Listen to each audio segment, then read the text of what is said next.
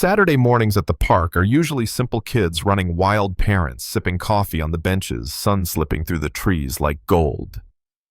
That morning, though, changed my life in ways I never could have imagined. I was standing by the swings, keeping an eye on my little girl, Hannah. She was 6 pigtails flying as she pumped her legs, trying to touch the sky. Then I heard the sharp cry of a child. My eyes shot over to the climbing frame, and there they were, 2 tiny girls, identical right down to their matching braids, cornered by a boy at least twice their size. He had their hair wrapped around his fists, tugging hard, laughing while they sobbed. I didn't think. My feet just moved. "Hey!" My voice came out sharper than I intended, but it stopped him cold. "That's enough. Let them go." He froze, eyes wide, then bolted across the grass. The twins clung to each other, trembling, and I crouched down, checking their faces for bruises. That's when she appeared, heels clicking against the path, cream-colored business suit catching the sunlight. She was out of breath, panic in her eyes. "I'm their mother. Thank you." Our eyes locked just for a second, and something inside me shifted. I brushed it off with a nod. Just doing what's right. I didn't know it yet, but that woman, she was the same one who destroyed my life years earlier. Back then, I wasn't a single dad hauling lunchboxes and braiding hair in the morning rush. I was a rising star in aerospace engineering. My name, Ethan Cole, actually meant something in the industry. I designed safety protocols that could have changed aviation forever. But 6 years ago, a test flight went down. They said it was pilot error, mechanical failure, just one of those tragedies no one could prevent. But I'd seen the paperwork. I'd seen the shortcuts. I buried my wife the same week I buried my career. Sophia. She wasn't supposed to be on that flight. She was a teacher, volunteered at the library, loved butterflies. But she took the company's complimentary ride as a perk for employees' families, my company. And when that plane dropped out of the sky, my world went with it. I walked away. Packed up the corner office, the big salary, the prestige. Took a job fixing machinery at a small plant because it let me pick up Hannah after school and pack her lunches with silly notes she giggled over. I became both parents in one body, living small, living only for her. So why that night when I was chopping vegetables in my modest kitchen did I keep seeing that woman's face? Something about her was familiar, the way her jaw set, the way her eyes didn't soften, even when she smiled. It nagged at me like an itch I couldn't reach. Her name was Claire Monroe. On paper, she was everything I wasn't anymore: CEO of Aerodynamics, one of the largest aerospace firms in the country. She'd climbed from nothing, born in some nowhere Kentucky town, clawing her way to the top with teeth bared. She had twin daughters, Emma and Ella, and she shielded them like a hawk shields her chicks. No one knew who their father was, and she never volunteered the story. But I didn't know any of that night. All I knew was Hannah couldn't stop talking about the sister she met at the park. How they both liked stars just like her. How they wanted to build forts and look at telescopes. Kids don't care about resumes or reputations. They just know when someone feels like home. The next Saturday, like it was destiny, the girls found each other again. And then again. Before long, Hannah was dragging me over, introducing me to the twins like we were at some awkward play date. I smiled, held out my hand. Ethan Cole. And that whirlwind over there is my daughter Hannah. Claire Monroe. She said, her grip, firm voice, practiced like every word she spoke was part of a negotiation. But something softened that day. We sat on opposite benches while our girls invented games no adult could follow, and she laughed. Really laughed when I told her about Hannah's obsession with astronomy, how she insisted on stargazing even when clouds covered the sky. And I laughed when she told me how her twins turned the dining table into a fort and nearly collapsed the chandelier. Weeks turned into months.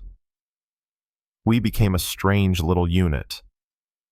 Trips to the zoo, sandcastles on the beach, sticky cotton candy at the autumn fair. She wore her hair down, now traded her power suits for jeans on weekends. And me, I found myself wanting again.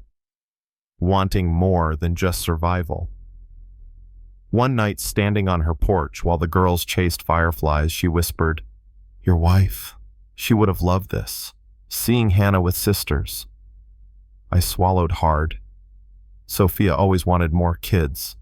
She would have loved it. And then she reached for my hand. I should have pulled away, but I didn't. When I kissed her, it was like someone cracked open the coffin I'd buried my heart in. We fell. Slowly then, all at once. Thanksgiving dinners, Christmas trees, New Year's fireworks. She taught me how to braid hair better than YouTube ever could. I taught the girls how to throw a football spiral. They started calling each other sisters. And for the first time in 6 years, I thought maybe the universe was giving me another shot. Then came the day I found the box. I was cleaning the garage, making space because Claire and the twins were moving in soon. Old files sat gathering dust in the corner, documents I'd saved from aerodynamics proof I never had the strength to use. I almost tossed them. Almost. But one folder caught my eye.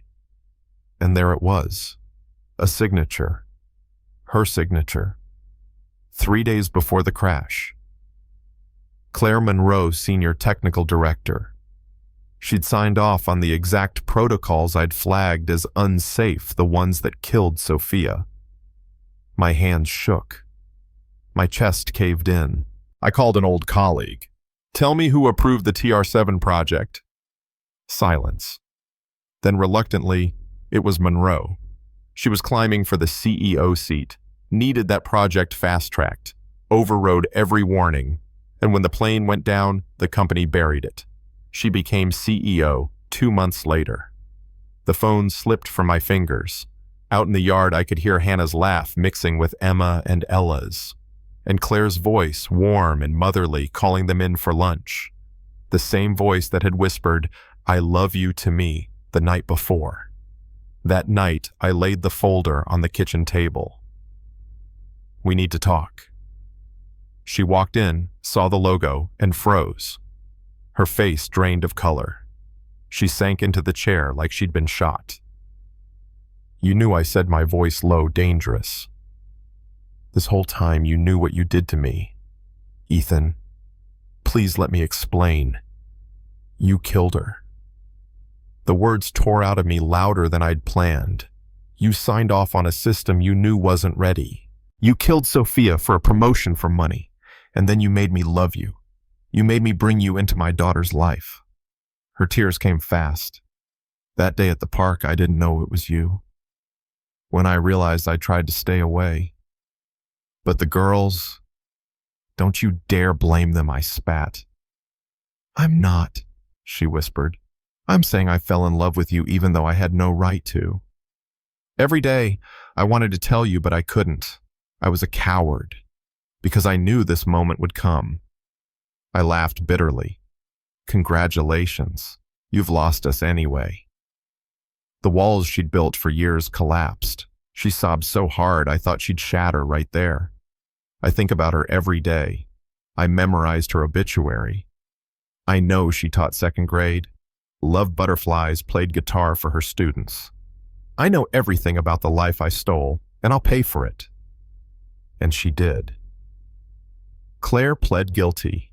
12 years in federal prison. The story made headlines, CEO brought down by her own sins. But in the wreckage, I was left with 3 little girls, not just one, because Emma and Ella had no one else, and I couldn't let them be split apart. The early months nearly broke me. 3 kids crying for their mother at night, Hannah trying to be strong but crumbling sometimes too. I learned how to braid 3 heads of hair, pack 3 lunches, juggle 3 sets of homework. Some nights I collapsed on the couch, staring at the ceiling, wondering how single parents everywhere didn't just drop dead from exhaustion. But slowly, we found our rhythm. Saturday pancakes became sacred. Sunday park days were non-negotiable. The twins started calling me Dad by accident, then on purpose. And Hannah, she became the protective big sister she'd always wanted to be. Years passed. Claire served her time. The girls grew up taller and stronger, with a bond unbreakable by blood or law. And when visiting day came, we drove out to the prison. Seeing their mother through that glass, it tore me apart. She was thinner, older streaks of gray in her hair, but when her daughters pressed their little palms against the glass, her whole face lit up. I stayed silent most of that visit, but when she looked at me, I finally said, "I'm still angry. I'll probably always be angry. But I promised I'd take care of them. And I keep my promises." Her voice cracked. "I know. You've been their father in every way that matters." She's out now. Parole after 7 years. She lives nearby, has her own place. We share custody. The girls split their time, and sometimes we even share awkward dinners. I don't know if forgiveness will ever come, or if it should. But I know this: we've built something out of ashes. A family not perfect, not chosen, but real. And sometimes when the girls are playing in the yard and a butterfly drifts past, I think of Sophia. I think of what she lost, what we lost. Then I look at those 3 faces and feel maybe not peace, but something close. So here's the question I leave with you. If you were me, could you raise the children of the person who destroyed your family? Could you choose love over hate? Or would the weight of betrayal crush any chance of redemption? Tell me what you think, because this isn't just my story. It's a question about all of us, about justice, forgiveness, and what it really means to be family.